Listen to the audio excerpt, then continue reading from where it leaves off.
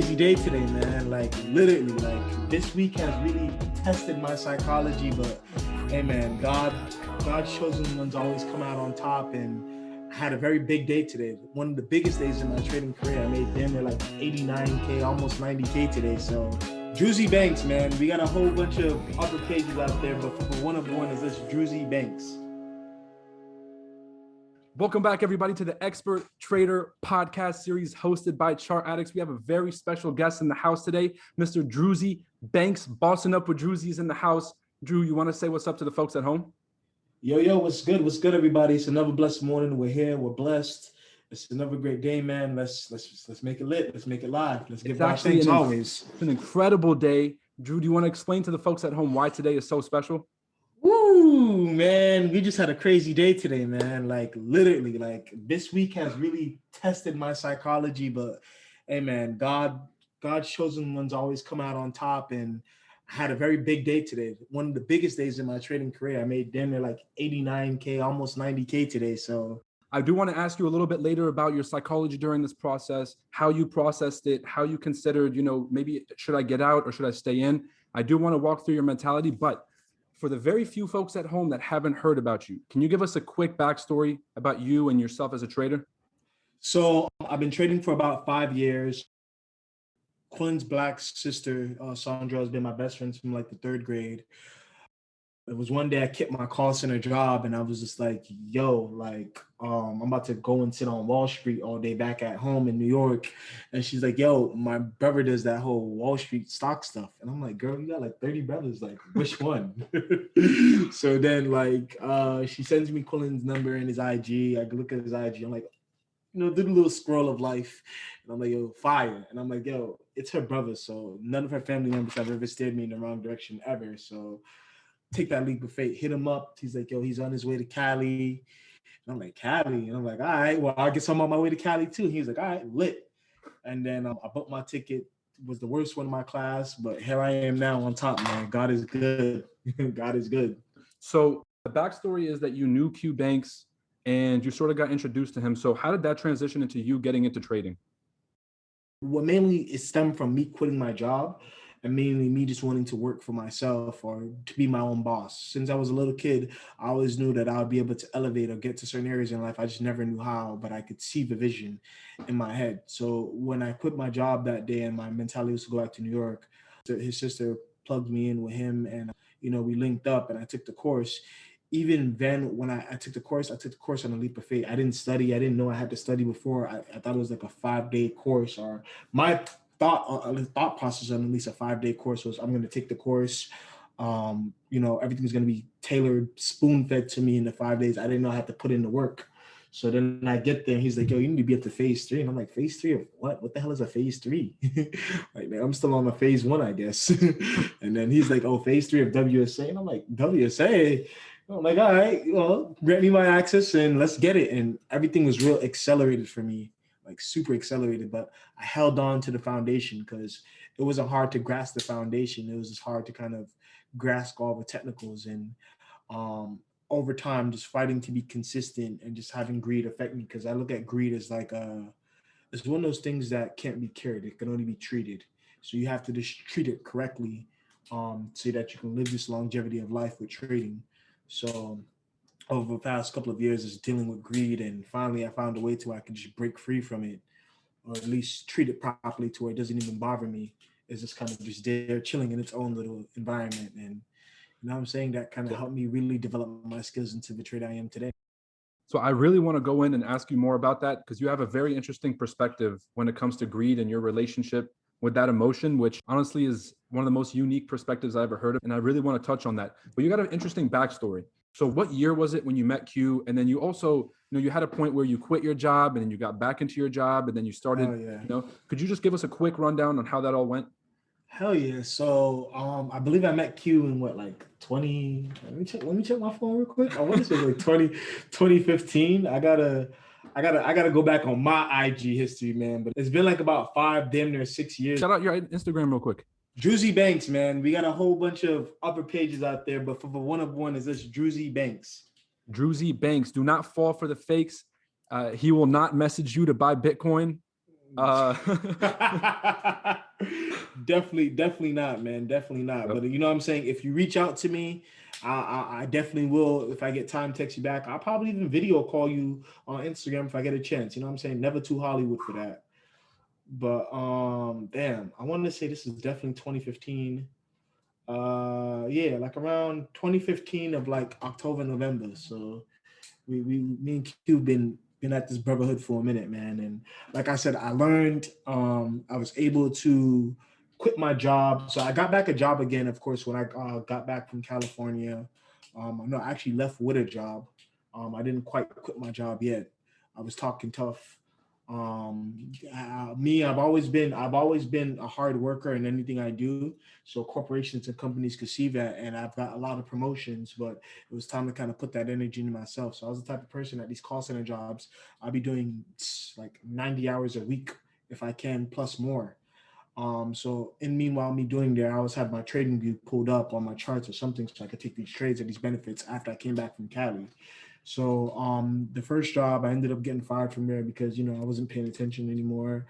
Got into trading, was there trading at my job. I was balancing it good, but I just started. I was young. I just didn't give a fuck. Didn't care. They fired me. I was like, all right, I'm ready to take the leap of faith anyways. Like, what's up? Did that.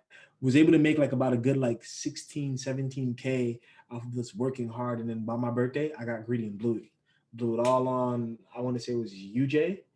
Man, UJ was going in my direction, but I don't know if y'all know UJ. UJ's like Wick City at times. Mm-hmm. Man, it was some news, and UJ, I took the trade, and I was going good. Then it went against me. It went against me too much, and I didn't have a high leverage on my account. So leverage popped, closed my trades. I had like about like I think like 3, 4K like left. I was just enough for me to survive at the time and just pay my bills and figure it out. And I had to suck up my pride and be like, yo, maybe I'm just not ready to be that trader I thought I was when I look in the mirror. It is what it is. If I did it once, I could do it again. So I got back a job and I redid the same process that for my foundation.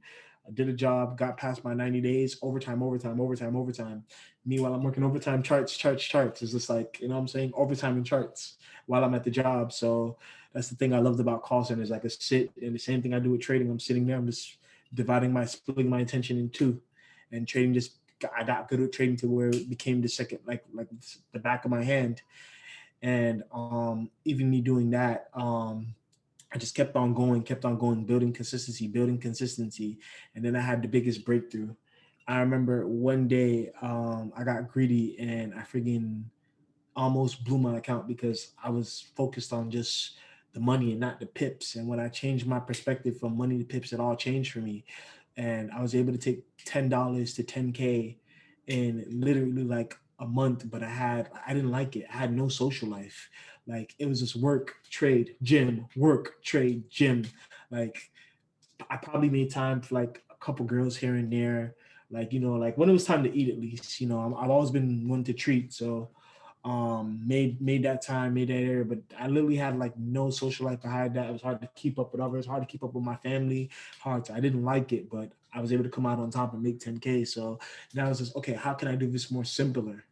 And then my life real quick, aka Ryan, my brother for life, like I was having a conversation. He was like, yo, Drew, I'm proud of you. Then he was telling me about quarter points again, and I was like, I bet. I was like, let me test this quarter point. So I read the book and the whole 9 yards. And I was like, oh shit, QPs.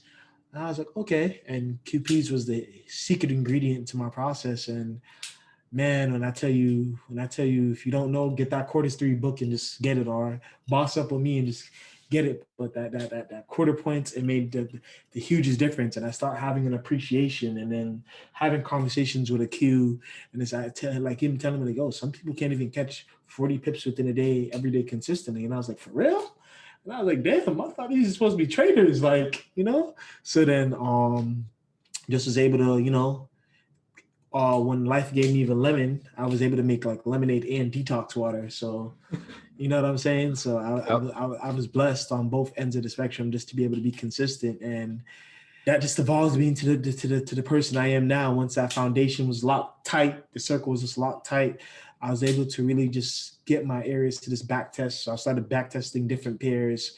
I was trading at the time AU I think I was trading AU, and I got bored of AU because my technicals are on point. I was trying to go back to trading UJ, and then I was like, nah, UJ's too. Everybody's trading that pair right now. It's oversaturated. And then I started looking at GJ and GU, and I was trading GJ, GU in gold and US 30 at a time. And then like, uh, even though I had made that income, I was still at my call center job, just trying to make sure I have enough to take that leap of faith again, strategically this time at least. Um, I told myself like, yo, why am I trying to trade all these pairs? I was like, at 9 a.m. in the morning, GJ's hitting TP, US 30 still in drawdown, GU still doing something, and gold is just being gold. So I was like, yo, I'm dealing with too much personality this at once. I cut all them off for GJ, and yo, GJ's just been that blessing over these past couple of years, man. I want to say it's been like 3, damn near almost 4 years. It's just been straight GJ. You touched on a lot of points. I got to agree with you. Like most hedge funds are trying to get double digit returns. Like they're trying to get 10% a year. So when a retail trader is able to consistently make those returns, I think that we got to stop and like really, really celebrate that. That's what I'm saying. And the thing, I'm so glad that you said that, because one thing that I realize traders don't do a lot is they don't give themselves credit. Like it's always work, or I'm not here, and I gotta be here. Or when I go on to social media, I like to call it, it's more of like a mental condition. Like, yo, you gotta believe in yourself before like anybody else in a sense. But it's more of in a sense of just like giving thanks. Like a lot of people, like they don't give themselves the credit it does. Like trading, like the process of it is simple, but like the mental capacity that you have to have in your brain to just to be able to kind of like handle trading and deal with trading alone, that crap is not easy. So This like is when like it a comes, performance sport, right? Like if somebody is like a physical athlete, they'll go out there and then they'll score the most points, and then we give them credit because we can see that.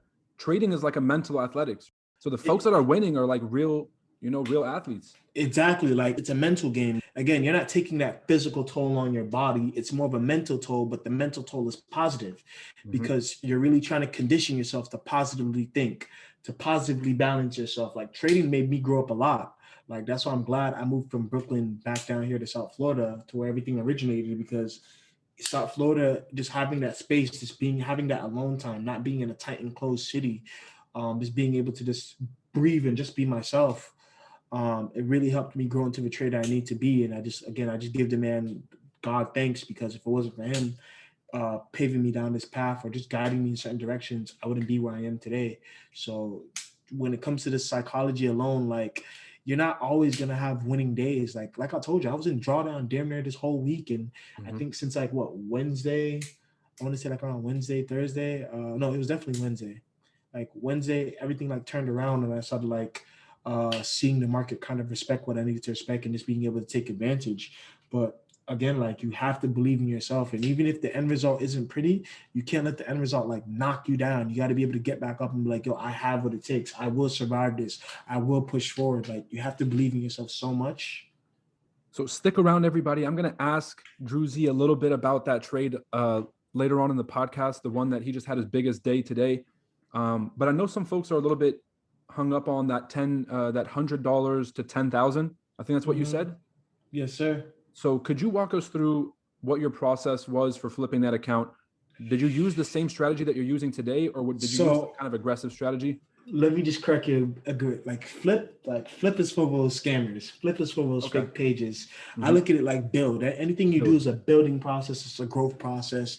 It's all about elevating to like a next level. So the way how I built that account was I had a friend named Tony. Uh, Tony was amazing at building accounts. He honestly taught me how to take nothing to something. So when I saw his aggressive risk on the low account, I was like, all right, how can I mix my 2 to 3% or my 2 to 5% risk and allow this to grow? And I would take a trade. Let me see. Like the best way to kind of explain that sense is you have to know where you are within market structure in order for, at least for this strategy to work to your advantage. You have to know where the hell you are within a market.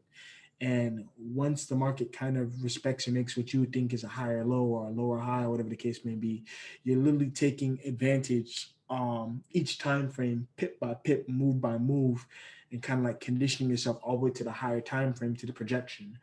But at the same time, it's all about just knowing where you are. So you got to know at some points when you form that lower low, it's going to go back up. It's all about just letting a pair breathe. But once you find that main trend, that main trend will never fake you out. And I was able to kind of do that, and it's like let it build. But I did a compound effect of just like 20 to 30 pips a day on So 5% risk. I didn't mean to cut you off. Just to see if I understand this right, you were basically finding one really good trade, a quality trade on the higher time frame, and then you were trading inside of that overall trend to kind of just finish that move. Exactly. So the thing is just that from the higher time frame, everything's quality. Everything's high quality. It's just kind of finding where you are in that high quality setup. Are you in the middle of it? Are you about to be at a high point to where it's going to retest? Every time frame tells a story, and that's why I like the candlestick trading Bible, because it really interprets how to break down candlesticks. But then you really have to interpret raw price movement itself, like raw market structure, like just the sense of direction and everything. So Give us your top 3 tips to somebody who's watching this that says, look, I got a small account. I keep seeing all this social media marketing stuff that says flip, flip, flip. What are the top 3 tips that Drewize has for building an account as opposed to flipping and sort of gambling with the account? back test, back test, back test. And the next thing is one pair. Stick to one pair. Like everybody be on this excuse my French, crazy ass shit to where they're trying to trade like fucking 3, 4 pairs. Like, how the hell are you gonna trade all those and you haven't even mastered one? Like, like I could fairly say I've mastered GJ in a sense, but GJ still teaches me lessons. Like I'm not above GJ. Like I still get lessons, but I can fairly say like I mastered it. Like I have to be thankful for GJ a lot. But it's just like a lot of people, they try to like divide and conquer with many pairs, and that's where I feel like they go wrong. Like, do you know how much more money you can make if you put all your focus into one pair? Like just the patience that it teaches you, the psychology effects, like everything. Like when I was trading GJ this week and it was dropping, I knew something was wrong. It wasn't wrong in the spectrum of it dropping. It was how it was dropping. It just dropped so aggressive. It didn't do any positive retest. So I knew when it was time and it did find that low point, that aggressive push up is going to be 10 times faster and harder just because of how aggressive it dropped. So trading one pair can tell you a lot. Like it can give you a lot of insight, it can give you a lot of detail. And this is just the thing that I feel like other traders are missing, or they're just not nurturing. Like your trading process, you want to nurture it like a baby, because it's a long-term investment. You know what I'm saying? Like everybody's trying to get the quick in, the quick out. Like everybody sees what we're doing now with these big days, but nobody doesn't know like what it took to get there. So it's just like if you're gonna do it, just take your time and nurture your process. Like stop trying to rush. Like everybody's timing is different. Like stop watching everybody else and just focus on yourself with your timing, and you'll get to really where you want to get to. That's really well said. I hope you guys understood what he was saying. It's about not rushing it and how it's an individual journey and about the comparisons. But Druzy, I want to get back to you and I want to ask you a little bit about your story. Mm-hmm. Walk us through your growth. Who was Druzy in 2019, 2020, and 2021? How would you say the different shifts were? Oh man, so the one thing about me is I've always been confident in anything I do. So like I've been Drewize Banks for before it was I even met Q Banks. You know what I'm saying? Like I've been Drewize Banks for a long time, but I was never really able to live up to my name, the banks and everything like that. So 2019, man, 2019 was crazy, man. Like it was a real strong building process with FTMO and just trying to get that down pack and just uh, detail. Even in the beginning, like just like kind of just like making sure my strategy was just like air locked tight to make sure that I was just able to just have the results I was looking for. So it was a lot of back testing on these charts, taking trades, watching how it goes. So that was 2019. 2019 was kind of like licking the envelope, sealing the deal. And then towards the end of 2019, I damn near married myself. You know what I'm saying? I was like, yo, I always knew I got what it takes, but the results are just showing every day. So I was like, yo, listen, I'm kind of married to the game. This is the path I'm gonna take. I'm gonna take on being a forex mentor, a forex, I guess, guru, whatever the hell you want to call it. Somebody who could just help you get to where you want to be with forex the right way, through chart work, through fundamentals, all that. And 2020 was just the year of the growth, man. 2020 we I wouldn't even say we floored the gas pedal, but we just had the gas pedal, and as we're driving, we got faster and faster. We just picked up momentum, and 2021, man, 2021, like this is just the beginning. Like I can honestly say, like when I hear like rappers and everybody say like things like that, like yo, this is literally just the beginning. And I know for everybody, like it may seem like it's a lot in a short amount of time, but that's just God's speed. That's just God's working. But 2021, man, we're just trying to make sure that everybody's able to just evolved. And it's been a blessing since I started up Boston Up with Drewize. We got like multiple mentors that then branched out and created their own, and I gotta give thanks. We didn't have multiple mentors that we didn't created from the Boston Up community. We have the Sammy Zones, the Deshays, and the Lewises, and there's many more of them, and I gotta just give thanks. At first I used to just look at it like, yo, that's crazy, but now I just gotta give thanks, like, yo, like from the beginning, this is what I've been trying to do, and like people just branching out to have their own success. Like this is amazing. So it just feels good to just be like almost like a godfather in a sense, in a short amount of time of the game, of just being able to just give thanks and create individuals who are able to be bosses at trade, just level up and just have their own financial freedom and take over in their own ways. So it truly is a pleasure. Like it's crazy. Yep. So that sort of mindset about building other people and sort of passing on that growth and passing on that success, I think is really admirable. And I think that more folks kind of need to stop and give credit whenever folks really do that, because it's a sacrifice. Guys, yeah. Drewize made $89,000 today, right? He don't have to be talking to us. But giving back to the community is very important. And just showing that gratitude by taking time out of the day to be on this podcast and to just give back in the various ways that you do is really appreciated. Drewize, walk me through one thing. What's your ideal? I understand now that you trade GJ, right? So what's your ideal psychology? What's your ideal trading zone to be in to trade? That like, hey, I'm in the right mindset. So let me walk you through my day-to-day process. I wake up in the morning, I wipe the boogers out of my eye, I make sure I can see, I look out my window, and if I can see, I'm blessed. I stop, I pray, I give God so much thanks, because I come from circumstances to where I almost didn't make it to the next day. And I didn't know if it was real if I did make it to the next day, especially when a situation happened to where, I got hit. So even with that situation, like just me being able to just look over, and it's everything, I kind of just take everything I've been through in life, and like, I kind of just take a refreshing breath, like, damn, I made it today. Thank God. Ooh, it's a blessing. Like, let's go.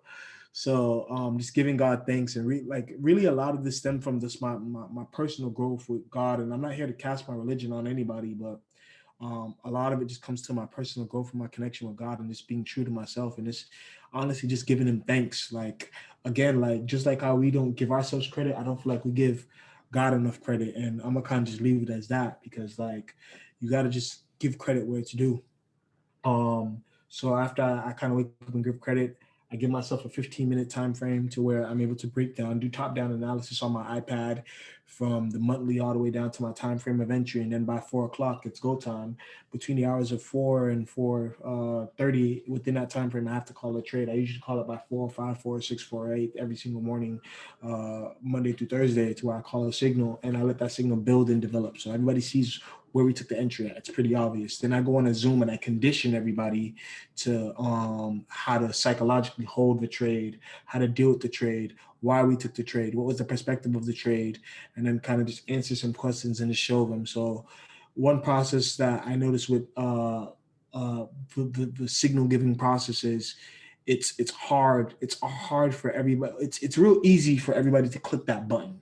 So we click that button together. And then what I do is I come on Zoom and like, all right, relax. This is what's happening. This is why it's happening. Wait for this time frame to be done. Wait for this candle to close. Wait to see this like this, and just give the perspectives, the analysis, and kind of mentally condition everybody on a Monday through Thursday basis on how to hold it. These past 2 weeks, though, I ain't gonna lie. These past 2 weeks have been rough. Like I'm talking about like. So guys, Drewize is going to show us and break down the trade later in the podcast. I hope that you guys stick around. It gives a very detailed overview. It's incredible of how he thought about the entries and how he took those different entries, and he walked through the technical analysis that he actually had to go through to achieve that. So we talked about some of the psychology. Walk me through a little bit about how you think your trading is going to evolve over time, because we kind of talked about where you were and where you are now. What's the next step for your evolution as a trader? Yo, listen, my next step of evolution is to condition everybody, because this was, some people have like a great feeling of when they purchase something, they feel a level of happiness because they achieved it. Well, this was the greatest trading level I've ever achieved.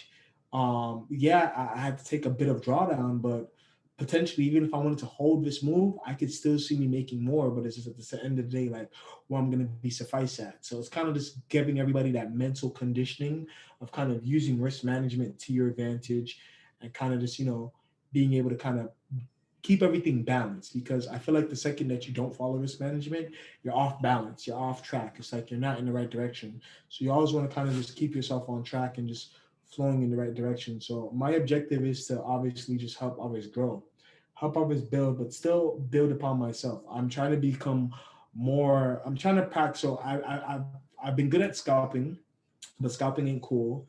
I've perfected intraday trading. Now I'm trying to move on to more of a swing trading. But even though I'm swing trading, I'm trying to have just an account for swinging and still have my account for intraday trading, while doing that, while building others and just promoting positivity and promoting God, whatever, and just taking that and just growing 10 times in the scale. My objective is to just make everybody know about God, to make everybody know about the legitimacy of Forex trading, to make everybody know about the legitimacy of us strong mental self conditioning.